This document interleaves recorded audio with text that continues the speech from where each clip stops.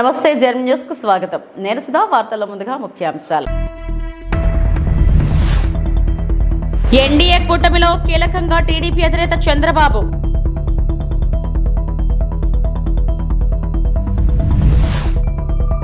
పేర్ని నాని విడుదల రజనీ కార్యాలయంపై రాళ్ల దాడి చేసిన టీడీపీ వర్గీయులు.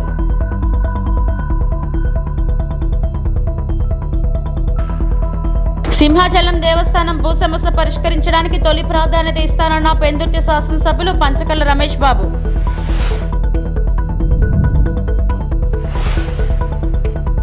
ఎన్డీఏ కూటమిలో కీలకంగా టీడీపీ అధినేత చంద్రబాబు. ఎన్డీఏ సమావేశంలో చంద్రబాబుకు అధిక ప్రాధాన్యత. మోడీ తర్వాత స్థానంలో చంద్రబాబు. మోడీ పక్కనే కూర్చున్న నారా చంద్రబాబు నాయుడు. ఎన్డీఏ సమావేశంలో చంద్రబాబుతో మోడీ మంతనాలు. చంద్రబాబుతో ఉత్సాహంగా మాట్లాడిన మోదీకి ఒకవైపు జేపీ నడ్డా, మరోవైపు చంద్రబాబు. మోదీ నితీష్ మధ్యలో చంద్రబాబుతో మోదీ కీలక మంతనాలు.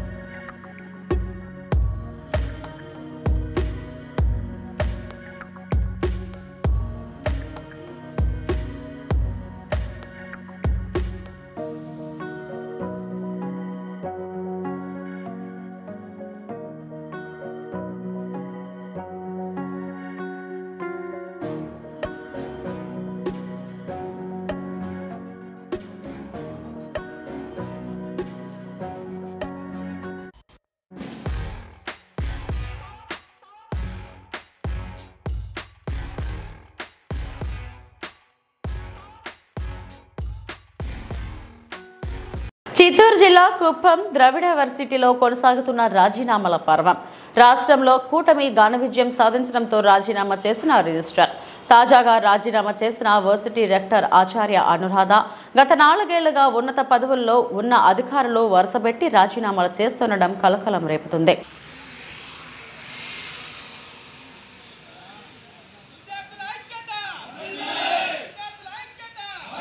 మేం ప్రజలకు అండగా ఉంటాం, వాయిస్ ఆఫ్ వాయిస్లెస్ గా పనిచేస్తామని వైఎస్ఆర్సీపీ నేత గుడివాడ అమర్నాథ్ పేర్కొన్నారు.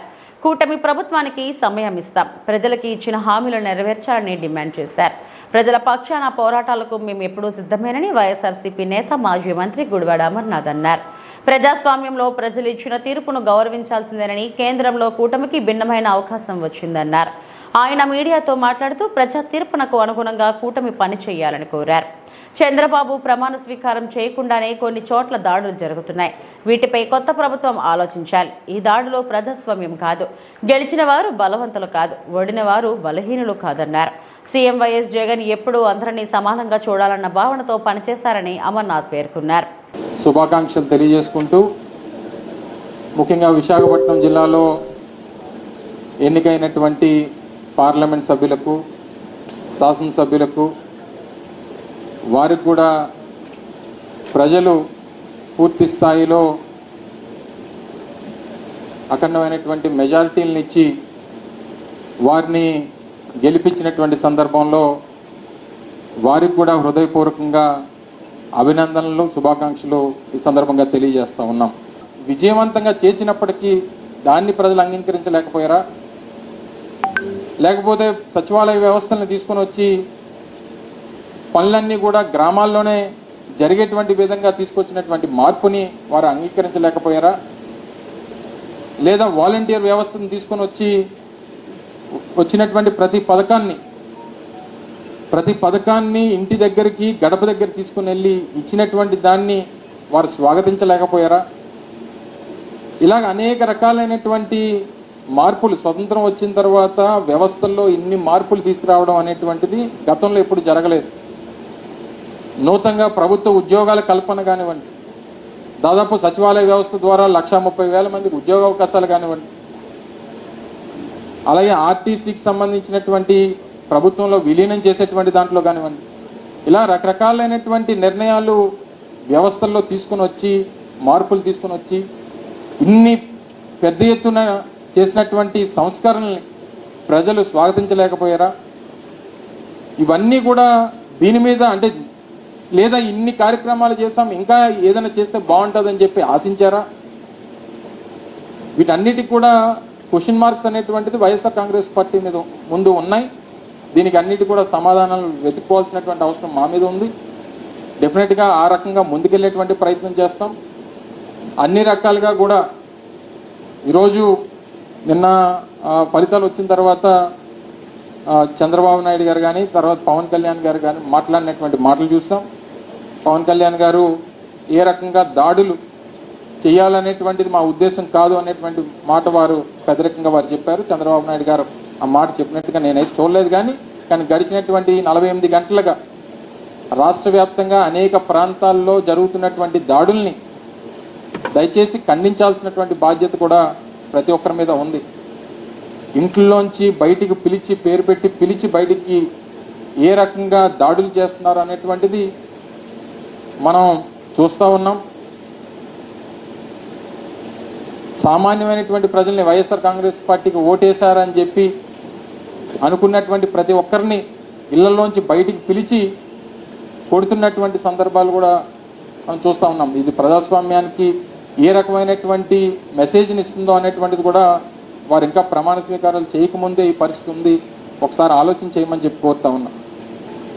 గెలిపోవటములు అనేటువంటివి రాజకీయాల్లో సర్వసాధారణంగా ప్రతి 5 సంవత్సరాలకు ఒకసారి ఎన్నికలు జరుగుతూ ఉంటాయి. తప్పకుండా దాన్ని ఏ రకంగా అధిగమించాలి, ఏ రకంగా ఓడిపోయినటువంటి వారు రేపు మళ్ళీ ఎలా గెలవాలని చెప్పి చూస్తాం. గెలిచినటువంటి వారు దీన్ని ఎలా నిలబెట్టుకోవాలనేటువంటి ప్రయత్నం చేయాలి. అంతే తప్ప ఈ రకమైనటువంటి పరిస్థితులు అనేటువంటిది ప్రజాస్వామ్యానికి సరైనటువంటి పద్ధతి కాదు అనేటువంటిది బలంగా నమ్ముతున్నటువంటి వ్యక్తులు.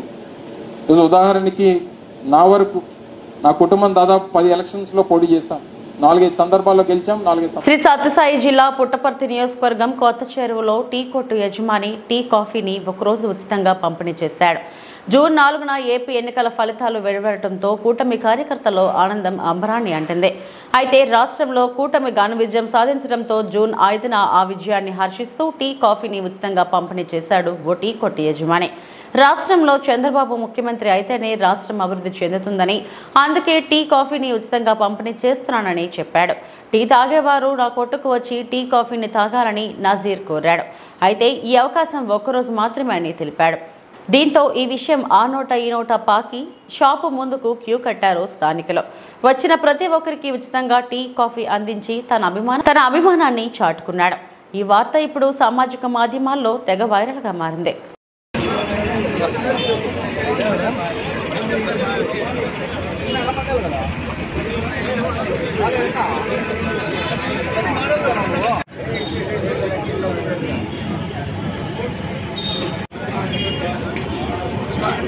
ఈరోజు స్పెషల్ టీ ఎందుకు?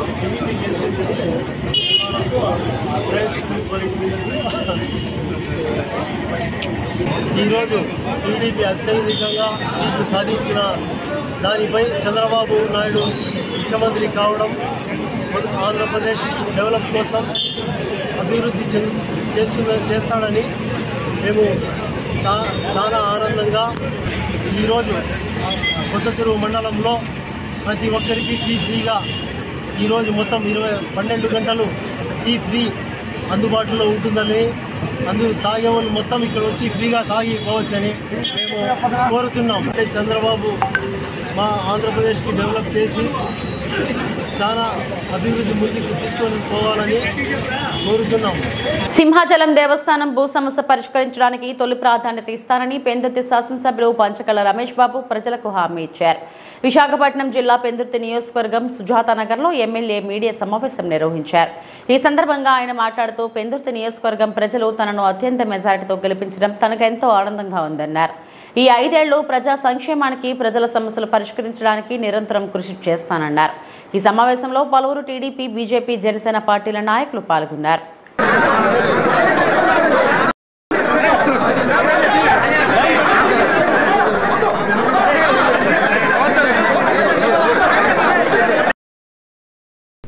చాలా హామీలు ఇచ్చాం, మా నాయకుడితో హామీలు ఇప్పించాం.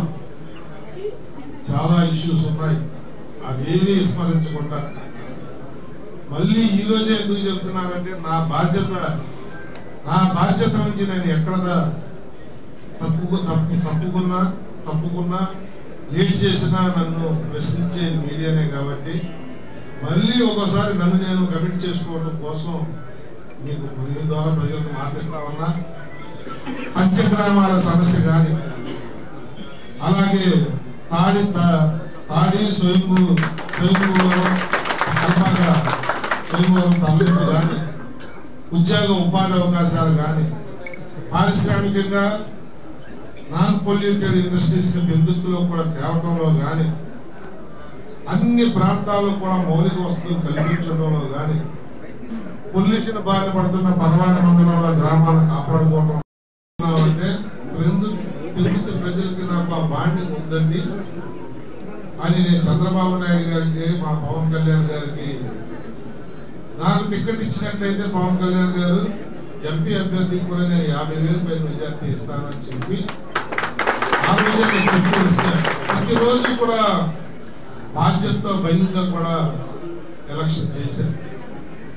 చాలా పెద్ద కబుర్లు ఆడేవి ఏంటి అంటారేమో, ఎక్కడన్నా ప్రజల విశ్వాసాన్ని ఏమన్నా కోల్పోతానేమో, తగ్గుద్దేమో మెజార్టీ అని. కానీ పెందుర్తి ప్రజలు నాయకులు, తెలుగుదేశం నాయకులు కానీ బీజేపీ నాయకులు కానీ మా జన సైనికులు వీర మహిళలు కానీ నా నమ్మకాన్ని మించి ముమ్మిడివరం నియోజకవర్గం కూటమి అభ్యర్థి దాట్ల సుబ్బరాజు ఘన విజయం సాధించిన సందర్భంగా తాళ్లరేవు మండలం పి మల్లవరంలో ఏఎంసీ చైర్మన్ కుడిపూడి శివనారాయణ ఆధ్వర్యంలో విజయోత్సవ వేడుకలు ఘనంగా నిర్వహించారు.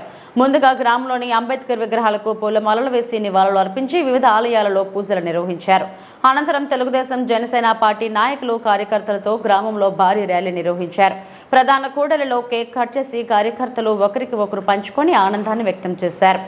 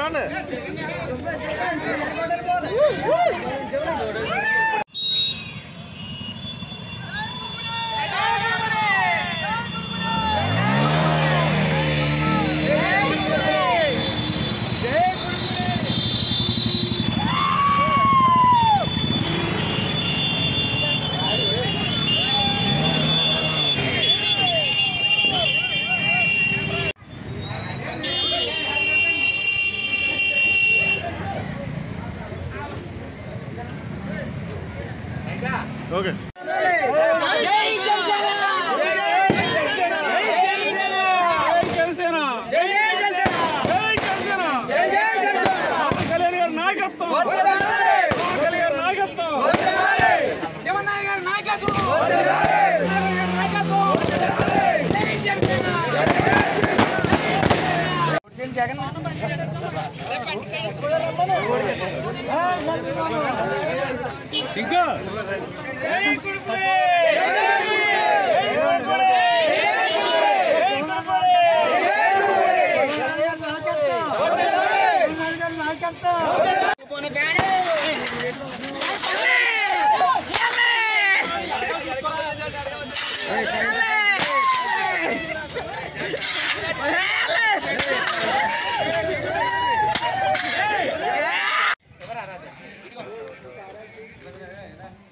సార్వత్రిక ఎన్నికల్లో కూటమి చారిత్రాత్మక విజయం సాధించడంతో రాయవరం మండలంలోని టీడీపీ జనసేన బీజేపీ శ్రేణులు హర్షాతిరేకాలు వ్యక్తం చేశాయి. ఈ సందర్భంగా జనసేన ఉమ్మడి తూర్పుగోదావరి జిల్లా సంయుక్త కార్యదర్శి తాడిపత్తి శ్రీనివాస్ మాట్లాడుతూ వైసీపీ వ్యతిరేక ఓటు చీలిపోనివ్వకుండా చేస్తానని టీడీపీతో జతకట్టి ఇంతటి చారిత్రక విజయానికి కారణమయ్యారని దుర్మార్గపు పరిపాలనకు చరమగీతం పాడారని హర్షం వ్యక్తం చేశారు. శ్రీనివాస్ ఉమ్మడి తూర్పుగోదావరి జిల్లా జనసేన పార్టీ సంయుక్త కార్యదర్శిని. ఈరోజు రాష్ట్రంలో వెలువడుతున్నటువంటి సార్వత్రిక ఎన్నికల యొక్క ఫలితాలు చూస్తూ ఉంటే ఆంధ్రప్రదేశ్ రాష్ట్రంలో ఉండేటువంటి ఈ యొక్క దుర్మార్గమైనటువంటి పరిపాలనని పాలద్రోలడానికి ప్రజల నుంచి వచ్చినటువంటి తిరుగుబాటుకి ఈ యొక్క రిజల్ట్ ని ఏవైతే ఎన్నికల యొక్క ఫలితాలని మనం చూసుకోవాలి. ఎందుకంటే ప్రజానాయకులు శ్రీ పవన్ కళ్యాణ్ గారు తను తాను తగ్గించుకుని ఈ వైసీపీ వ్యతిరేక ఓటుని చీలనివ్వనని ఎప్పుడైతే చెప్పారో ఆనాటి నుండి కూడా వైసీపీ వ్యతిరేక ఓటు చీలకుండా టీడీపీ పార్టీతో జతకట్టి తను తాను తగ్గించుకుని 21 సీట్లు మాత్రమే పోటీ చేసినప్పటికీ రాష్ట్ర వ్యాప్తంగా ఉన్నటువంటి ఈ వేవ్ కి కారణం శ్రీ పవన్ కళ్యాణ్ గారని మీ అందరికీ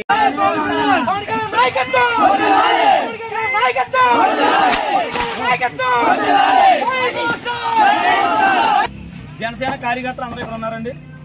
ఇవాళ మాకు తెలుగుదేశం కాదండి, రోజా గారు పవన్ కళ్యాణ్ గారిని గేట్ దాగుతున్నాను.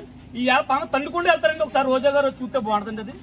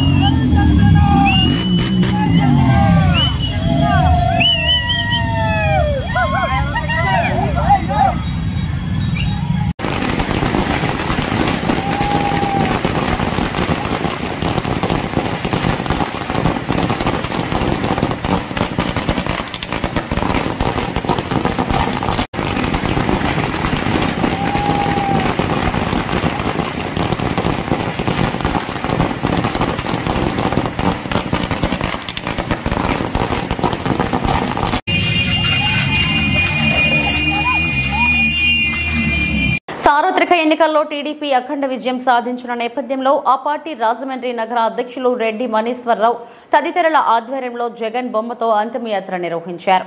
ఓ దిష్టి బొమ్మకు జగన్ చిత్రాన్ని అతికించి పాడిపై ఉంచి స్థానిక తిలక్ రోడ్లో ఊరేగించారు. అక్కడే వీధుల్లో ఉన్న పోలీసులు వారిని అడ్డుకున్నారు. దీంతో కొద్దిసేపు అక్కడ ఉద్రిక్తత వాతావరణం నెలకొంది. పోలీసులు నేతలకు నచ్చచెప్పారు.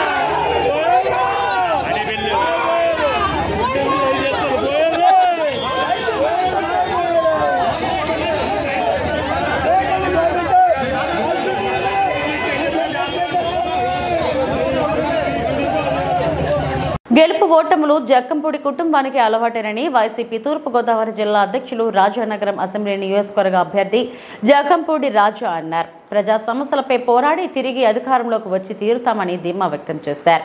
కూటమి ఇచ్చిన ప్రతి హామీని నెరవేర్చాలని అన్నారు జక్కంపూడి. చూస్తూనే వచ్చాం. అయితే బహుశా మరి అనుభవం లేమా లేకపోతే ఇంకా రాజకీయాల్లో చాలా తెలుసుకోవాల్సింది చూడాల్సింది చాలా ఉందా అనేది ఖచ్చితంగా ఈవేళ ప్రశ్నించుకోవాల్సినటువంటి అవసరం కనిపిస్తా ఉంది. వాస్తవానికి 2016లో విడిపోయిన ఆంధ్ర రాష్ట్రం ఆవేళ చంద్రబాబు నాయుడు గారిని నమ్మి ఆయన ఏదైతే 650 వాగ్దానాలు ఇచ్చారో వాటన్నిటిని చేసి చూపిస్తాడు అనేటువంటి విశ్వాసంతో ఏ 3 రాజకీయ పార్టీలు అయితే ఈవేళ ఈ ఎన్నికల్లో మరోసారి ప్రజల దగ్గరికి వచ్చి ఓట్లు అడిగినాయో అదే 3 రాజకీయ పార్టీలు ఆవేళ 2014లో కూడా వస్తే ప్రజలు నమ్మి అవకాశం ఇచ్చారు. రైతుల రుణాలను మాఫీ చేస్తానని, డ్వాక్రా అక్క చెల్లెమ్మల రుణాలని బేషరతుగా మాఫీ చేస్తానని, ఇంటికో ఉద్యోగం ఇస్తామని, నిరుద్యోగ భృతి 2000 రూపాయలు ఇస్తామని, ఇల్లు లేని ప్రతి నిరుపేదకి కూడా ఇల్లు ఇస్తామని, కాపుల్ని బీసీల్లో చేరుస్తామని, ఏడాదికి 1000 కోట్ల రూపాయలు చొప్పున 5 ఏళ్లలో 5000 కోట్ల రూపాయలు కాపుల సంక్షేమం కోసం వెచ్చిస్తామని, ఇటువంటి అనేక వాగ్దానాలు ఇచ్చిన వాగ్దానాలని ఏ మేరకు నెరవేర్చారు అనేటువంటిది మనందరికీ కూడా తెలుసున్నటువంటి. తనను అక్రమంగా నిర్బంధించి రాచమర్యాదలు చేసిన అప్పటి కృష్ణా జిల్లా ఎస్పీ జాషువా గారిని మర్యాదపూర్వకంగా కలిసేందుకు వెళ్లిన తెలుగుదేశం పార్టీ జాతీయ అధికార ప్రతినిధి కొమ్మారెడ్డి పట్టాభిరామ్, రాష్ట్ర అధికార ప్రతినిధి సాయద్ రఫీ, తెలుగు యువత అధికార ప్రతినిధి బండారు వంశీకృష్ణ, సీనియర్ బీసీ నాయకులు కాపు మల్లికార్జున యాదవ్, తెలుగు యువత నాయకుడు బుడిపిటి సురేష్. ఫిబ్రవరి 20, 2023న కృష్ణా జిల్లా తోట్లవల్లూరు పోలీస్ స్టేషన్లో ఒక అక్రమ కేసులో తనను నిర్బంధించి పోలీస్ స్టేషన్లో అర్ధరాత్రి కరెంటు తీసేసి 3rd డిగ్రీ ప్రయోగించి రాచ మర్యాదలు చేసిన అప్పటి కృష్ణా జిల్లా ఎస్పీ జాషువా గారిని వారిని కలిసేందుకు పట్టాభి ఈ రోజు వెళ్లారు. కాదమ్మా, ఓకే, మీకు ఇవ్వచ్చు కదా సార్, అక్కడ పెట్టేళ్తాంలే సార్.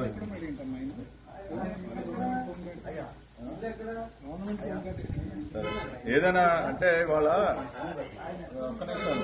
ఒక నిమిషం మేమే వెళ్ళట్లేదు, మేము ఎక్కడ కాదు, మేము ఉట్టినే చెప్తాం. రమ్మంటేనే కదా వచ్చాము, వెళ్ళాలంటే కదా వచ్చాము, బయట నుంచోమంటే బయట నుంచి సరే. ఏదమ్మా, ఇగో మేము అక్కడ బొకేను సార్లో సార్కి ఇచ్చేసి వెళ్ళిపోద్దామని వచ్చాం, అక్కడ పెట్టేసి వెళ్ళిపోతాం.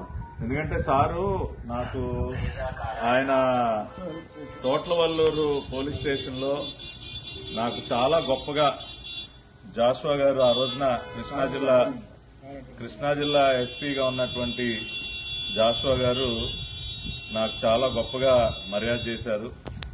ఆ రోజున అర్ధరాత్రి పూట తోట్లవల్లూరు స్టేషన్లో కరెంటు ఆఫ్ చేసి మరీ నాకు ఆయన చేసినటువంటి మర్యాదలు అసలు చాలా మర్చిపోలేను. అంటే ఒక ఎస్పీ గారు ఒక పౌరుడికి ఆ రకంగా అంత రాచ మర్యాద ఒక పోలీస్ స్టేషన్లో కరెంట్ ఆఫ్ చేసి మరీ నాకు చాలా గొప్పగా మర్యాద చేసినటువంటి జాషువా గారిని వ్యక్తిగతంగా వచ్చి వారిని అభినందించుదామని వచ్చాను. కానీ వాళ్ళ నా దురదృష్టం ఆయన ఊళ్ళో లేరు. కాబట్టి జాషువా గారు, ఒకసారి మీరు నాకు అవకాశం ఇస్తే మీకు ప్రత్యేకంగా నేను ఒక సాల్వా కప్పి బొకే ఇచ్చి వెళ్దామని రావటం జరిగింది. ఆ అవకాశాన్ని మీరు నాకు కల్పిస్తారని నేను అనుకుంటూ ఉన్నా. అంతేకాకుండా అంటే మీ అంత మర్యాదలు మేము చేయలేకపోవచ్చు, మేము చాలా చిన్నవాళ్ళం. ఈ ప్రభుత్వంలో ఖచ్చితంగా మీలాంటి అధికారులకి ఎటువంటి మర్యాద చేయాలో అటువంటి మర్యాద ఖచ్చితంగా ఈ ప్రభుత్వంలో దక్కుతుంది. కాబట్టి ఒకసారి మీ అపాయింట్మెంట్ ఇవ్వండి జాషువా గారు, వచ్చి మీకు ఒక బొకే ఒక సాల్వా కప్పి మీరు నాకు చేసినటువంటి మర్యాదకి మీకు ధన్యవాదాలు, అభినందనలు తెలియజేసే అవకాశాన్ని నాకు కల్పించమని కోరుకుంటా ఉన్నా. జాషువా గారు, ఇవాళ మీరు లేరు కాబట్టి ఈ బొకేను సాల్వా మీ వాహనం ఇక్కడ ఉంది. వాహనం ఎందుకులే, ఇక్కడ కుర్చీలో. కాబట్టి ఇవి మీరు దయచేసి స్వీకరించాలి జాషువా గారు. ఇది మీకోసం ఒక బొకే సాల్వా రెండు కూడా ఇక్కడ మీకోసం పెట్టి వెళ్తా ఉన్నాను. దయచేసి ఇది మీరు స్వీకరించాలి. తర్వాత భవిష్యత్తులో నాకు ఒక 5 నిమిషాలు అపాయింట్మెంట్ ఇస్తే వ్యక్తిగతంగా వచ్చి మిమ్మల్ని మీరు నాకు చేసినటువంటి సత్కారానికి, నా జీవితంలో మర్చిపోలేనటువంటి సత్కారం నాకు ఏదైతే చేశారో దానికి మీకు అభినందనలు తెలియజేసే అవకాశం నాకు కల్పించండి జాషువా గారు. నమస్కారం. చట్టాన్ని ఉల్లంఘించి మమ్మల్ని ఇబ్బంది పెట్టిన ప్రతి ఒక్కరిపై చట్ట ప్రకారం విచారణ శిక్షలు ఉంటాయి అని ఎమ్మెల్యే నారా లోకేష్ పేర్కొన్నారు. నేను మళ్లీ చాలా స్పష్టంగా చెప్తాను. నా యువగలం పాదయాత్రలో స్పష్టంగా ప్రజలకి కార్యకర్తలకు నేను హామీ ఇచ్చాను. ఏ అధికారులు వైకాపా నాయకులైతే చట్టాన్ని ఉల్లంఘించి ప్రజల్ని తెలుగుదేశం పార్టీ కార్యకర్తలు ఇబ్బంది పెట్టారో వాళ్ళపైన ఎంక్వైరీ చేస్తాం. అధికారులకు సంబంధించిన విధంగా జ్యుడిషియల్ ఎంక్వైరీ చేస్తాం.